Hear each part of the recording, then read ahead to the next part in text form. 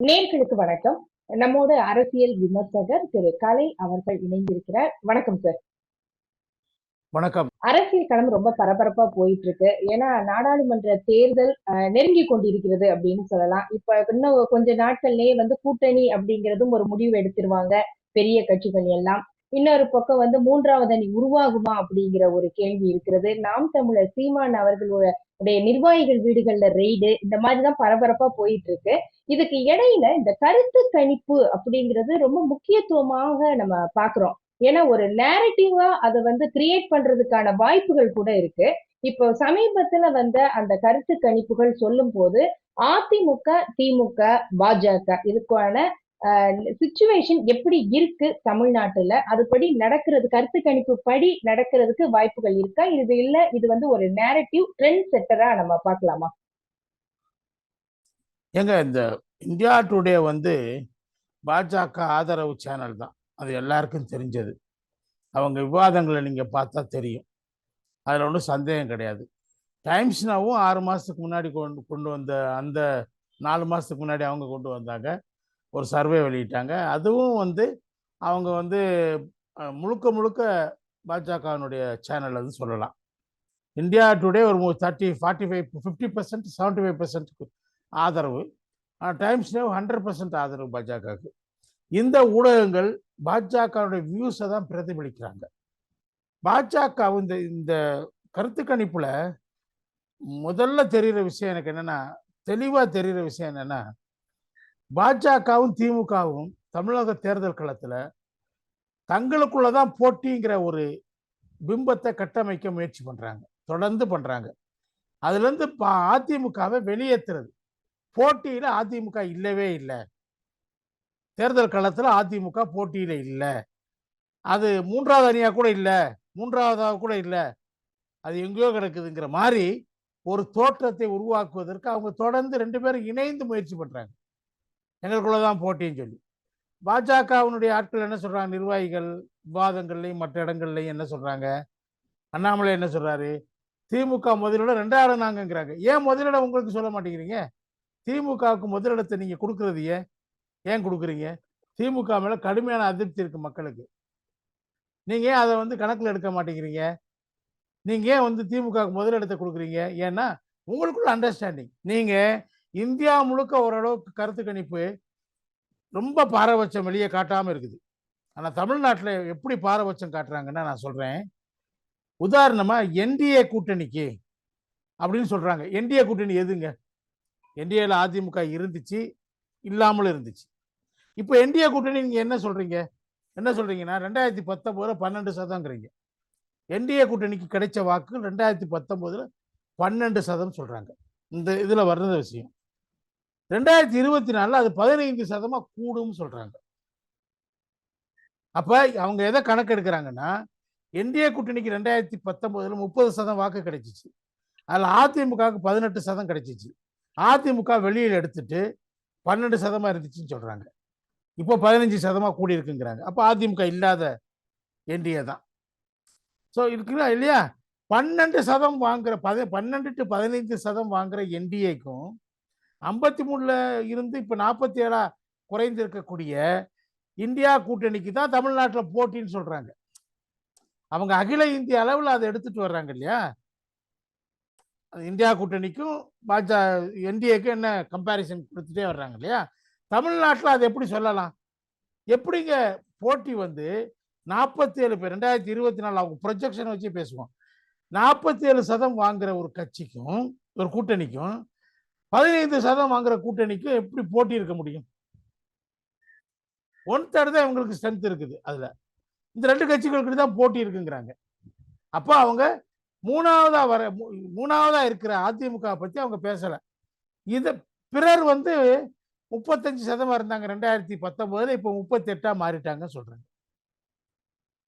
பிறருக்கு கூடி இருக்கு. அதுலதான் அதிமுக இருக்குங்கிறாங்க. பிறகு அந்த என்டிடிவில நடந்த டிபேட்ல இதை இன்ட்ரோடியூஸ் பண்ணி, இந்த சர்வே இன்ட்ரோடியூஸ் பண்ணி நடந்த டிபேட்ல சி ஓட்டர்ஸ் என்ன சொல்றாங்க? அந்த அவருடைய ஒரு ஆள் அங்க உட்கார்ந்து இருக்காரு. அவர் என்ன சொல்றாரு? நாங்க அந்த 38ல 30% அதிமுகவுக்கு சொல்றாரு. அதை ஏன் இங்க ஸ்பெசிபிக்கா சொல்லல?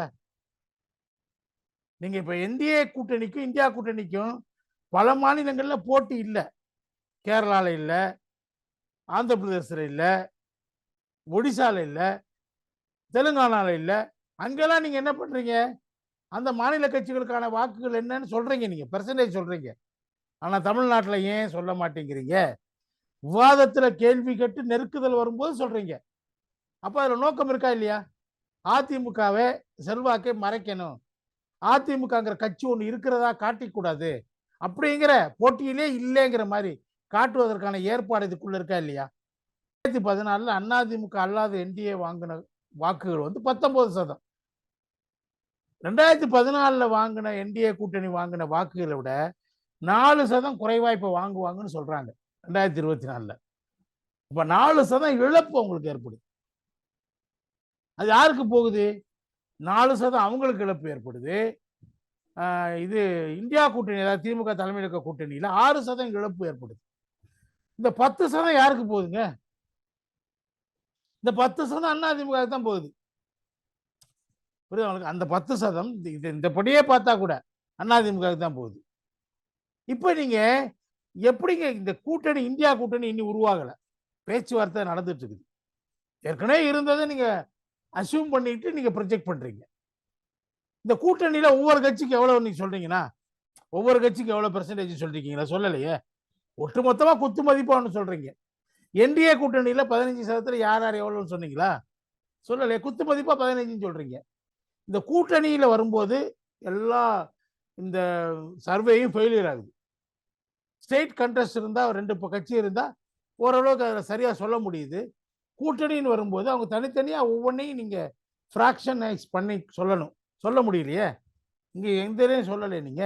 வேற எப்படி அது செல்லுபடி ஆகும்? அந்த தமிழ்நாட்டை பொறுத்தவரை அது மிகப்பெரிய ஃபெயிலியருங்க நான் சொல்றேன். இன்னொன்று என்ன சொல்றேன் நான் தெரியுமா உங்களுக்கு? அவங்களே என்ன சொல்றாங்க? த சேஞ்ச் இன் அரித்மெட்டிக் என்ன is not taken into account. அதாவது இதுக்கு பின்னாடி நாங்கள் ஜனவரியில் எடுத்தோம், டிசம்பர் ஜனவரியில் எடுத்தோம். இதுக்கு பின்னாடி இன்னும் ஒரு 3-4 மாதம் இருக்குது தேர்தலுக்கு. இந்த மாற்றங்களை எல்லாம் நாங்கள் கணக்கில் எடுத்துக்கொள்ளாம தான் கொடுக்குறோம்னு சொல்கிறாங்க. 2 விஷயம் நான் சொல்கிறேன். திமுக கூட்டணி உடைய வாய்ப்பு இருக்குது, இன்னும் அது முடிவாகலை. காங்கிரஸ் கட்சிக்கே அவங்க கம்மியான இடங்களை கொடுக்குறாங்க, அவங்க அதை ஏற்றுக்கிறல. மல்லிகார்ஜுன கார்கே 13ஆம் தேதி வந்து இறுதியாக பேச்சுவார்த்தை நடத்த போறாருன்னு பேசுகிறாங்க.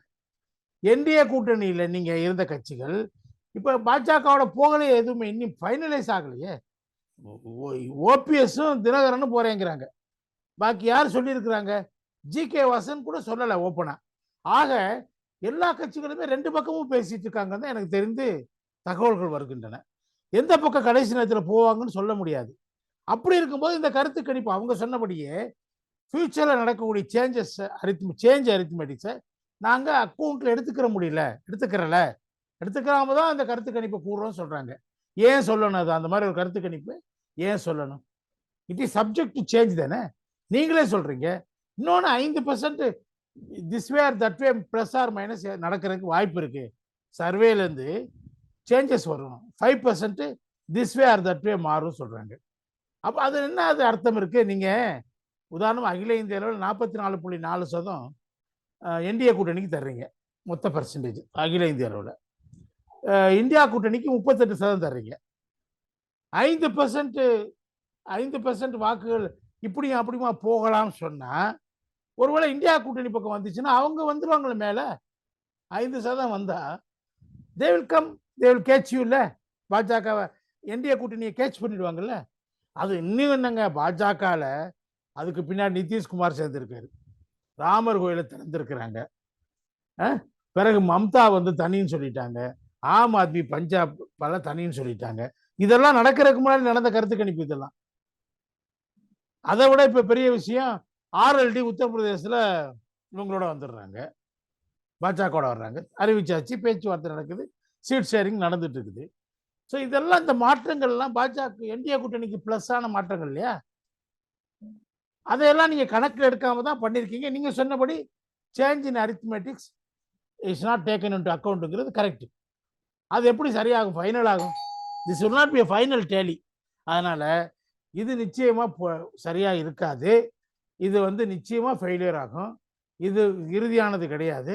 அதிமுகவை களத்திலிருந்து வெளியே நிறுத்துவதற்கான முயற்சிகள் திமுகவாலையும், திமுக சார்பு ஊடகங்களாலும், பாஜக சார்பு ஊடகங்களாலும் தொடர்ந்து செய்யப்படுகிறது.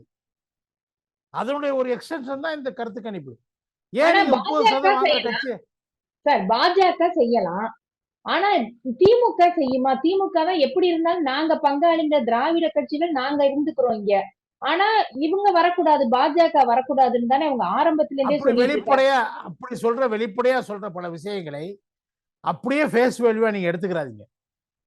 வெளிப்படையா சண்டை போடணும், தீவிரமா சண்டை போடணும் முயற்சி பண்ணி அவங்களுக்குள்ளதான் போட்டி இருக்குன்னு தீவிரமா சண்டை போடுறாங்க. அவங்களுக்குள்ள தீவிரமா சண்டை போடுறதே என்னன்னா, அவங்களுக்குள்ளதான் போட்டி இருக்குன்னு காட்டுறதுக்கு. 2 பேரும் அது வந்து ஃபிக்ஸட் மேட்ச் அது. அவங்க 2 பேருக்கு இருக்க ஃபிக்ஸட் மேட்ச் அது.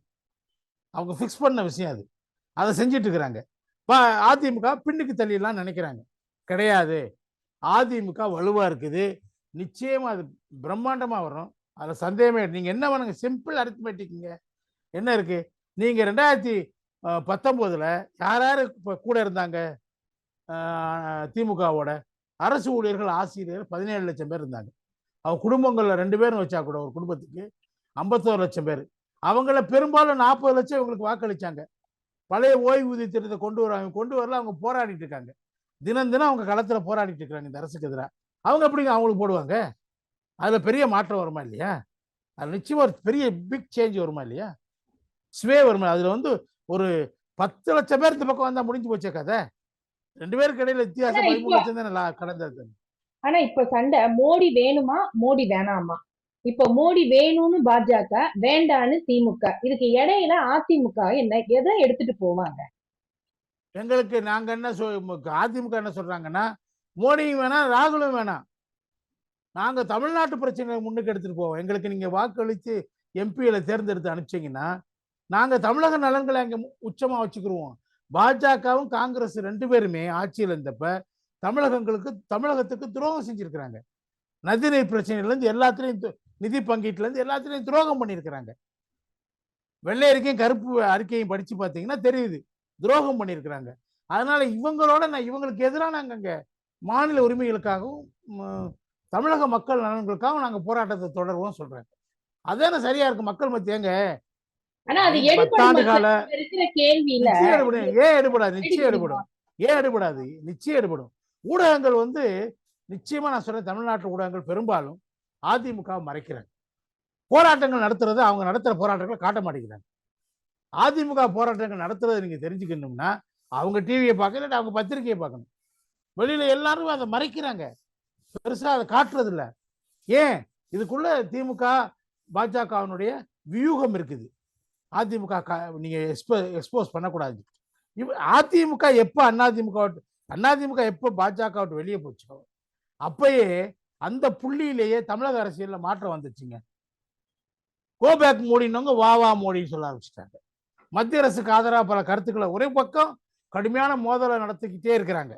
நடத்தலைன்னா அந்த கூட்டணி கட்சிகளை தக்க வைக்க முடியாது. இப்ப திமுக பாஜக எதிராக கடுமையான மோதலை நடத்துறதுக்கு 2 காரணம். ஒண்ணு, அதிமுக வெளியே நிறுத்துறது, தங்களுக்குள்ளதான் போட்டின்னு காட்டிக்கிறதுக்கு. இன்னொரு என்ன முயற்சி பண்றாங்கன்னா, அப்படி பண்ணலைன்னா கூட்டணி கட்சிகள் அவங்களோட இருக்க மாட்டாங்க. ஏன்னா அவங்களுக்கு இன்னொரு ஆப்ஷன் இருக்குது. பாஜக இல்லாத அதிமுக அங்க இருக்குது. அவங்களுடைய பார்கெனிங் பவர் அதிகமா இருக்குங்க. அவங்க 2019 மாதிரி அமைதியா இல்லை. அவங்க பேச்சுவார்த்தையில கடுமையான நிபந்தனைகளை விதிக்கிறாங்க. இதுல வந்து இவங்க கூட்டணி சேர்ந்தாலும் ஒரு ஒருங்கிணைப்பு உங்களுக்கு 2019 இருந்த ஒருங்கிணைப்பு இல்லை. இப்ப உள்ளாட்சி தேர்தலுக்கு பின்னாடி குறிப்பா காங்கிரஸ் எல்லாம் திமுக மேல கடுமையான வெறுப்புல இருக்காங்க. பல தொகுதிகளை அவங்களுக்கு கொடுத்துட்டு அதையும் திமுக காரங்களே பறிச்சுக்கிட்டு, கொடுத்தது கம்மி, அதையும் திமுக காரங்களே பறிச்சுக்கிட்டாங்க. இன்னும் அந்த அந்த வேதனை அவங்களுக்கு இருக்குது. அந்த வடு அவங்களுக்கு இன்னும் ஆறல. அதனால அவங்கெல்லாம் கீழே ஜெல்லாகவே மாட்டாங்க. நான் சொல்றேங்க, கூட்டணி சேரலாம், வேற ஏதோத்துக்கு சேரலாம், ஆனா கூட்டணி உடைய வாய்ப்பு இருக்குது. ஏன்னா இங்க இன்னொரு ஆப்ஷன் அவங்களுக்கு 2019 இல்லை இப்ப இருக்குது. ஆல்டர்னேட்டிவா பாஜக அல்லாத திமுக அதிமுக இருக்குது. பாஜகவோட அதிமுக இருந்தா அவங்க போக முடியாது. பாஜக விட்டு வெளியே வந்த அதிமுக இவங்களுக்கு இப்போ வந்து வேண்டாத கட்சி இல்லை. அதனால அவங்க இங்க பேசுவாங்க, ஸ்ட்ராங்கா பேசுவாங்க. அவங்களுக்கு மார்க்சிஸ்ட் கம்யூனிஸ்ட் கட்சி வெளிப்படையா சொல்லிட்டாங்க, நாங்க கேட்கறத கொடுக்குறீங்கன்னா நாங்க வேறு சிந்தனைக்கு போவோம்னு சொல்லிட்டாங்க, மாற்று சிந்தனைக்கு நாங்க போவோம்னு சொல்லிட்டாங்க. அதனால அது மாதிரி கேடஸ் மத்தியில் கடுமையான எதிர்ப்பு இருக்குது. உங்க உங்க துணை மேயரை மதுரையில தாக்குறாங்க, மதுரை தொகுதியை மார்க்சிஸ்ட் தரக்கூடாதுன்னு சொல்லி திமுக அங்க கடுமையான போராட்டம் நடத்திட்டு இருக்கிறாங்க. அப்படின்னா கொடுத்தாலும் அங்க அவங்க அவங்க எப்படி உங்களுக்கு ஜெயிக்கிறதுக்கு உதவி செய்வாங்க? உங்களுக்கு ஆதரவா எப்படி இருக்கும்? இருக்காது. கீழே எல்லா மார்க்சிஸ்ட் கம்யூனிஸ்ட் கட்சி, காங்கிரஸ் உள்ளிட்ட கட்சிகளுடைய கேடர்ஸுக்கு மத்தியில கீழே வந்து கடுமையான அதிருப்தியும் முரண்பாடும் முட்டல் மோதலும் வெடிச்சாச்சு. அதனால இந்த இது கூட்டணி வந்தாலும் பழைய வாக்குகள் வாங்க முடியாது. இன்னொன்னு சொல்றேங்க, போக்குவரத்து தொழிலாளர்கள் யாருமே போட மாட்டாங்க. தோமுசால திமுகவினுடைய சங்கத்தில் இருக்கவங்களும் போட மாட்டாங்க. நான் உறுதியா சொல்றேன். எந்த கோரிக்கையை நீங்க நிறைவேற்றல என்ன, அடுத்து எம்எஸ்எம்இ இண்டஸ்ட்ரீஸ்ல இருக்கவங்க கண்டிப்பா போட மாட்டாங்க. அது 1 கோடி பேர் அங்கே வேலை செய்யறான். அவங்க ஒரு ஸ்ட்ரைக்கே நடத்தினாங்க 2 மாசத்துக்கு முன்னாடி, ஒரு நாள் வேலை நிறுத்தம். அதுக்கு பின்னாடி நீங்க அவங்க பிரச்சனையை தீர்க்கல, நிச்சயமா அவங்க போட மாட்டாங்க. மகளிர் உரிமை தொகை வாங்கின 1 கோடி பேர்ல எத்தனை பேர் போடுவாங்கங்கிற ஒரு விஷயம். வாங்காத 1 கோடி பேர், தராத 1 கோடி பேர் உங்களுக்கு எதிராக போடுவாங்க இல்லையா? அதனால சட்டப்பேரவை தேர்தல் இல்லையே சார், இது நாடாளுமன்ற தேர்தல்ல. மத்தியில நாடாளுமன்ற இந்தியா தேர்தல் கூட்டணி இல்லைன்னா தேசிய ஜனநாயக கூட்டணி, இதுதான் 2ல 1 அப்படிங்கிற மாதிரிதான் இருக்கு நிலைமை. அப்படி இருக்கும்போது இவங்களுக்கு திமுகவுக்கு எதிர்ப்பா இருக்கிறாங்க அப்படின்னு சொன்னா இவங்க பாஜகவுக்கு தானே போட முடியும். இது நாடாளுமன்ற தேர்தல்ல. இப்ப அதிமுகவுக்கு போட்டு இவங்க மக்கள் பிரச்சனையை எடுத்துட்டு போறாங்க அப்படின்னாலும் இந்த ரெட்டை என்ஜின் அப்படிங்கறதெல்லாம் பெரிய விஷயமா இருக்கு இல்லையா? அப்படி இருக்கும்போது இங்க கூட்டணியில இவங்களும் இல்ல, பாஜகவோடையும் இல்ல, இந்தியா கூட்டணியிலையும் இல்ல. அப்படிங்கும் போது மத்தியில ஏதாவது ஒரு கூட்டணி தலைமையில தான் ஆட்சி வரும். இவங்க எப்படி நம்மளுடைய மக்களுடைய பிரச்சனைகளை அவங்க முன்னிறுத்தி எப்படி வாங்க முடியும்? கூட்டணியில இருக்கும் போதே வாங்க முடியல மத்திய அரசு கிட்ட இருந்து, நிதியா இருக்கட்டும் மற்ற சலுகைகளா இருக்கட்டும். இதெல்லாம் வெறும் பேச்சா இருக்குமோன்னு தோணுது. கூட்டணியில இருக்கும்போது ஒன்றும் வாங்க முடியல, கூட்டணி இல்லாதப்பையும் வாங்க முடியல, எம்பிஸ் போய் ஒரு பிரயோஜனம் இல்லைன்னு சொல்றாங்க. திமுக எம்பிஸ் போய் என்ன பண்ணாங்க? இப்ப ஒன்றும் பண்ணல. ஆனா அதிமுக எம்பிஸ் 37, நீங்க அப்படி பார்த்தீங்கன்னா எப்படி அதிமுக எம்பிஸ் 37 பேர் தேர்ந்தெடுக்கப்பட்டாங்க? அப்ப மத்தியில பாஜகவோ காங்கிரஸ் தான் தீர்மானிக்கப்படுறது. சில மாநிலங்கள்ல அவங்க அவங்க 2 பேர் மட்டுமே இருக்கிற மாநிலங்கள்ல நேர் எதிர அவங்களுக்குள்ள சண்டை இருக்கும்போது, மோதல் இருக்கும்போது, போட்டி இருக்கும்போது அந்த 2 பேர்ல ஒருத்தவங்களும் மக்கள் வாக்களிப்பாங்க. ஆனா தமிழ்நாட்டை பொறுத்தவரை அது நாடாளுமன்ற தேர்தலாக இருந்தாலும் சட்டமன்ற தேர்தலாக இருந்தாலும் பொதுவா மக்கள் வந்து இந்த 2 கட்சியை ஒட்டி தான் தீர்மானிக்கிறாங்க. திமுக அதிமுக ஒட்டி தான் தீர்மானிக்கிறாங்க. அவங்களோட கூட்டணி சேர்வதன் மூலமாக தான் அகில இந்திய கட்சிகளான காங்கிரஸோ பாஜகவோ இங்க தங்கள் நிலை கொள்ள முடியும், கொஞ்சம் சீட்டுகளை வாங்க முடியும் நினைக்கிறாங்க. அப்படிதான் இங்க இருக்க அரசியல். எப்படி இது ஜெயலலிதா அம்மா எப்படி தலைமையில இருந்தப்ப அவங்க எப்படி 37 பேர் ஜெயிச்சாங்க அதிமுக? அதுக்கு இங்க லீடர் ஜெயலலிதா அவர்கள் இருந்தாங்கல்ல, அந்த பவர் இப்ப இபிஎஸ் அவர்களுக்கு இருக்கா? இல்லைங்க, யாரா இருந்தாலும் அவங்க என்ன அகில இந்திய தலைவரா, பிரதமரா வரக்கூடிய வாய்ப்பு உள்ளவங்களா? கிடையாது. அது ஏன் இல்லைங்கிறீங்க? இபிஎஸ் வந்து தோத்தப்ப 2021 சட்டமன்ற தேர்தலில் தோத்தப்ப அம்மா முன்னாடி ஒரு தடவை தோத்தாங்கல்ல, சட்டமன்ற தேர்தலில் தோத்தாங்களா இல்லையா? 2006ல் அப்ப வாங்கின வாக்குகளோட, அப்ப வாங்கின எம்எல்ஏக்களோட கூட தான் இப்ப வாங்கியிருக்கு அதிமுக 2021. அப்ப எப்படி செல்வாக்குல எப்படி சொல்றீங்க? அவங்களோட செல்வாக்கு குறைஞ்சு போச்சு இருக்கு? அதெல்லாம் இல்லைங்க. அந்த கட்சியில இருக்கிறவங்க அந்த கட்சியினுடைய இபிஎஸ் ஆட்சி 4.25 வருட ஆட்சி சிறப்பான ஆட்சின்னு இன்னும் பல பேர் சொல்றதை நான் கேட்கிறேன். இன்னைக்கு சொல்றாங்க இபிஎஸ் ஆட்சி சிறப்பான ஆட்சின்னு சொல்றாங்க. அந்த ஆட்சியில ஏராளமான நல்ல திட்டங்கள் நிறைவேற்றப்பட்டன. இவங்க இலவசங்களை தர வேற எந்த திட்டத்தை நிறைவேற்றிருக்காங்க? ஒரு திட்டத்தை நிறைவேற்றிருக்காங்க சொல்லுங்க. அவன் அதிமுக ஆரம்பிச்ச திட்டங்களை விட அவங்க தொடர்ந்து நடத்தல. அத்திக்கடவு அவிநாசி திட்டத்துல 10% வேலை தான் இருந்துச்சு, அதை செய்ய மாட்டேங்கிறாங்க. வெள்ளம் வரும்போது செய்யறோம்னு சொல்றாங்க. காவிரியில வெள்ளம் வரட்டும், தண்ணி இல்லாத செஞ்சு என்ன பிரயோஜனம் சொல்றாங்க. காவிரி குண்டாறு இணைப்பு திட்டத்தை அவங்க ஆரம்பிச்சு பணத்தை ஒதுக்குனாங்க. நீங்க அதில் ஒண்ணுமே செய்யல, அது செய்யவே மாட்டேங்கிறீங்க. நடந்தாய் வாழி காவேரி திட்டத்தை நீங்க கிடப்புல மத்திய அரசு ஒப்புதல் வாங்கி வச்சாங்க, கிடப்புல போட்டீங்க. ஏன்னா நீங்க வந்து கோதாவரி காவிரி இணைப்பு திட்டத்தையும் நீங்க முன்னெடுக்கல. டிபிஆர்லாம் ரெடி பண்ணி வச்சு மத்திய அரசு ஒப்புதல், 2 மாநில அரசுகள் ஒப்புதலையும் அதிமுக வாங்கி வச்சாங்க. நீங்க என்ன பண்ணீங்க? தூத்துக்குடி திருநெல்வேலி தென்காசியில வெள்ளம் வந்தப்ப மக்கள் சொன்ன விஷயம் என்ன தெரியுமா? அதிமுக ஆட்சியில குளங்களை தொடர்ந்து தூர்வாரிட்டே இருந்தாங்க ஒவ்வொரு வருஷமும். அதனால அதனுடைய கொள்ளளவு அதிகமானதுனால அது உடைப்பு ஏற்படல, கரைகளை மேம்படுத்தினாங்க. தண்ணி மணல் அள்ளி மண் அள்ளி கரையில போட்டு கரையை உயர்த்தினாங்க. ஆனா திமுக வந்த பிறகு செய்யல 2 வருஷமா. அதுதான் எல்லா குளங்களுக்கும் உடைப்பு ஏற்பட்டுச்சு சொல்றாங்க. அதனால நீங்க வந்து குடிமராமத்து பணி அதிமுக ஆட்சியில மிக சிறப்பாக நடந்ததுங்கிறது எல்லாரும் ஒத்துக்கொள்ள வேண்டிய ஒரு விஷயம்.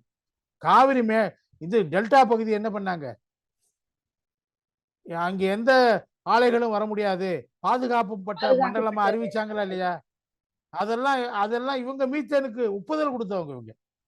ஆனா அவங்க வந்து பின்வாங்கிட்டாங்க பாரு, அது வேற விஷயம். மக்கள் எதிர்ப்பு வந்த உடனே. ஆனா அவங்க அதுல உறுதியா இருந்தாங்க. வேளாண் மண்டலமா அறிவிச்சாங்க பாதுகாப்போட. அதனால அங்க எந்த ஒரு ட்ரில்லிங் வேலையும் நடக்கல. ஓஎன்ஜிசி பல தடவை முயற்சி பண்ணி நடக்கவே இல்லை. ஆஃப் ஷோர் ட்ரில்லிங் கூட அனுமதிக்கலாங்க அதிமுக அரசு இருந்த வரைக்கும். அதெல்லாம் மக்கள் கணக்கில் எடுப்பாங்க. நீங்க இந்த இது எம்எஸ்எம்இ இண்டஸ்ட்ரீஸ்ல சிறு குறு நடுத்தர தொழில்கள் இருக்கவங்க 1 கோடி பேரே தீர்மானிப்பாங்க. இதை தவிர அதிருப்தியாளர்கள் வந்து பாஜக பக்கம் போக மாட்டாங்க. ஏன்னா அதிருப்தியாளர் நோக்கம் என்ன? இந்த ஆட்சி தோக்கடிக்கணும். தோக்கடிக்கணும் எங்க போவாங்க? நேரா அதிமுக. யார்கிட்ட போனா தோக்கடிக்க முடியும்? அதிமுக போனா தோக்கடிக்க முடியும். அங்கதான் போவாங்க, இங்கெல்லாம் வரமாட்டாங்க. அது ஒரு சின்ன பகுதி வேணா சீமானுக்கு போகலாம், மற்றபடி பெரும்பகுதி அதிமுகவுக்கு தான் போகும். அதிமுக வெற்றி வாய்ப்பு பிரகாசமா இருக்குங்க. இந்த கருத்து கணிப்புகள்லாம் வந்து இந்த இவன் சொல்லுவான்ல, கிளி ஜோசியக்காரன் சொல்லுவான், கிளி ஜோசியம் பண்ணுவான்ல, அவன் எவ்வளவு மேலு. அதே மாதிரி நல்ல குடுகுடுப்புக்காரன் நைட்ல மயானத்துல போய் படுத்திருந்துட்டு சாமி கும்பிட்டுட்டு காலையில் ஊதியை பூசிட்டு 3-4 மணிக்கு வந்து அவன் நல்ல காலம் பிறக்குன்னு சொல்லுவான். அவன் சொல்ற குறி பரவாயில்ல, அதுவே கொஞ்சம் பலிக்கும். இந்த கிளிசோசியக்காரன் சொல்றது பலிக்கும். ஆனா சி ஓட்டர்ஸ் சொல்றது பலிக்காது. ஏன் சொல்றேன்னா ஒரு உதாரணம் சொல்றேன். இந்த சி ஓட்டர்ஸினுடைய தமிழ்நாட்டு கணிப்புகள் எல்லாமே ஃபெயிலியர் ஆயிருக்கு. இது வரைக்கும் அவங்க கணிச்சது எல்லாமே, நான் சொல்லல, பிசினஸ் ஸ்டாண்டர்ட் பத்திரிகை ஃபுல்லா டீடைல்ஸ் கொடுத்துருக்காங்க. எப்படி அவங்க சொன்னது பலிக்காம போயிருக்குன்னு சொல்லிட்டு. உதாரணமா ஒரு உதாரணம் மட்டும் சொல்றேன். 2016 திமுக அவங்க என்ன ப்ரெடிக்ஷன் கொடுத்தாங்கன்னா 140 இடங்களை பிடிக்கும், ஆட்சி அமைக்கும். அதிமுக 101 இடங்களை பிடித்து எதிர்கட்சியா இருக்குன்னு சொன்னாங்க. ஆனா உண்மையான ரிசல்ட் என்ன தெரியுமா? அதிமுக 134 இடத்தை பிடிச்சு ஆட்சியை பிடிச்சிச்சு, திமுக 97 இடத்தை பிடிச்சு எதிர்கட்சியா போச்சு. இதாக நடந்துச்சு. 2011 வரிசையா அவங்களுடைய எல்லாத்தையும் லிஸ்ட் கொடுத்துருக்குறாங்க. பிசினஸ் ஸ்டாண்டர்ட் படிச்சீங்கன்னா தெரியும். எல்லாத்தையும் எங்கெங்க தமிழ்நாட்டை பொறுத்தவரை சி ஓட்டர்ஸ் கருத்து கணிப்புகள் முழுக்க முழுக்க பொய்த்து போயிருக்கின்றன. அப்ப இதுவும் பொய்த்து தான் போகும். இதை விட பெட்டர் நான் என்ன சொல்றேன், நம்ம போய் இந்த குருவி ஜோசிய இந்த கிளி ஜோசியக்காரர்கிட்ட கேட்டோம்னா கரெக்டா சொல்லிடுவான், ஓரளவுக்கு பக்கத்துல சொல்லிடுவான். இதை விட பெட்டரா இருக்கும் அது.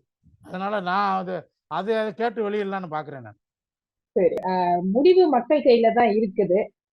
எந்த மாதிரியான தீர்ப்பு வருது அப்படிங்கிறத நம்ம பார்க்கலாம். தேர்தல் நெருங்கிருச்சு, அதற்கான பிரச்சாரங்கள், அதற்கான வியூகங்கள் எல்லாமே வந்து களத்துல எப்படி எடுபட போகுது அப்படிங்கிறத பார்க்கலாம். நன்றி சார், உங்களுடைய தகவல்கள்.